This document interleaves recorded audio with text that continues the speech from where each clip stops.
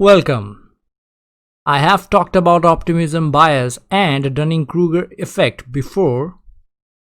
This video is about overconfidence bias. There is a slight chance, not a big one, a slight chance that some of you might be confused between them. Keep watching the video to find out the differences between them and everything you need to know about overconfidence bias. But before moving on, a short intro. Overconfidence bias is having a little too much confidence in your ability to perform a specific task.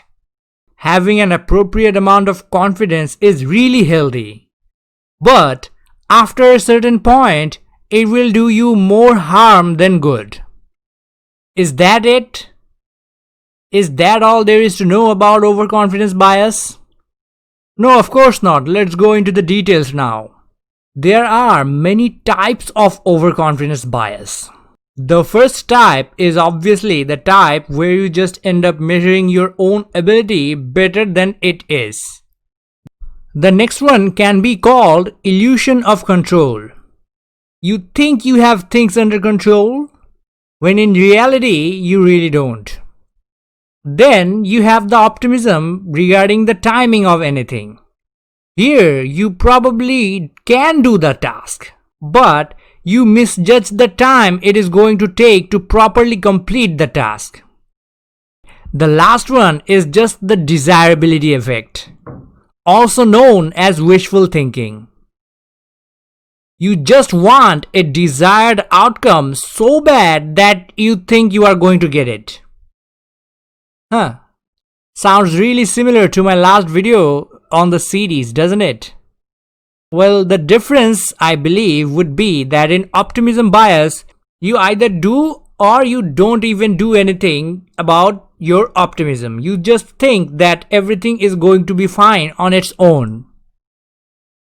But in the case of desirability effect, you actually believe the outcome will be positive based on your performance.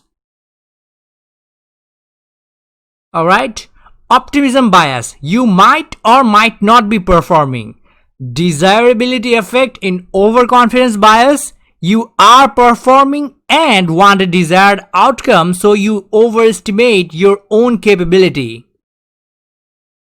There can be a lot of reasons why a person might feel a little too overconfident.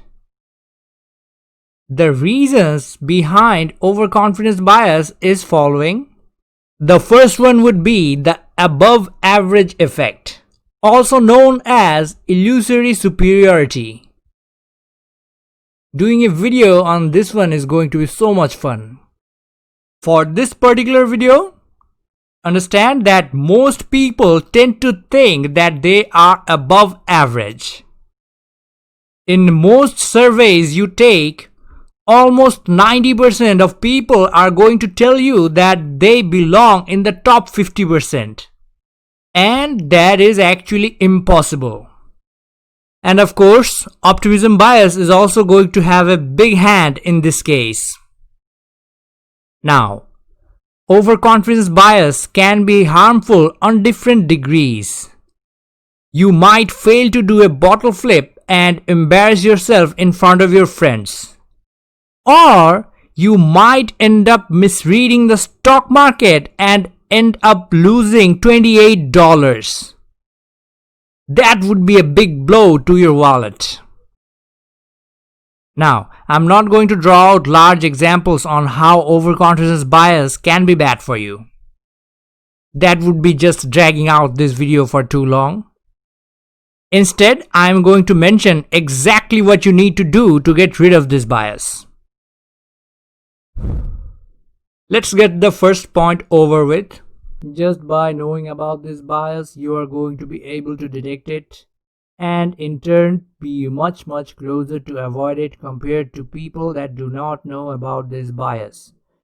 So, you will be better off after watching this video, and if you have been following through with my cognitive biases series, you are probably sick of hearing this same line over and over again.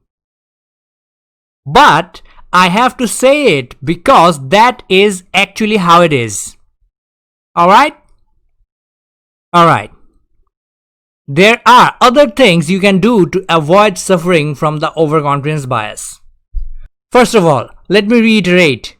It is good to be confident. Being confident is going to help you to perform anything better than not having any confidence at all. But overconfidence is thinking that you can do something at a certain level without the ability to back up your thought process. First of all, what you can do is properly check the inventory of your ability to see if you can actually do what you think you can do. That would be the most obvious thing to do. Find out if you can actually perform at the level you think you can perform. Things go wrong all the time. Always try to think about what can go wrong while doing whatever you are doing.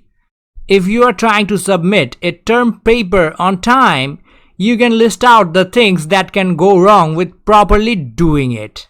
Then you'll have a list of things you can avoid. You can set a desired goal in your mind, but don't keep the goal in your mind all the time while you are performing your task. That's just wishful thinking. Avoid that. It does not mean avoid trying to be successful. Focus on the task in front of you. Don't keep looking at the end goal all the time. For the timing thing, overestimate everything you need to do. If you take more time, chances are you can properly finish your task at hand and you can do it better than most. Alright, done with overconfidence bias. Like, share, subscribe and all that jazz. You can help me out on Patreon if you want to help and support whatever it is I am doing over here on this channel. Now, bonus. For bonus, Benjamin Harrison was born in 1833 and he died in 1901. He was the President of United States from 1889 to 1893. Alright, this is the official end of this video. The next video will be about project management. I'll upload it on Friday, 2nd October. Thank you so much for watching. That is, if you are still watching. Now, I hope you have learned something new today. Yep, goodbye for now.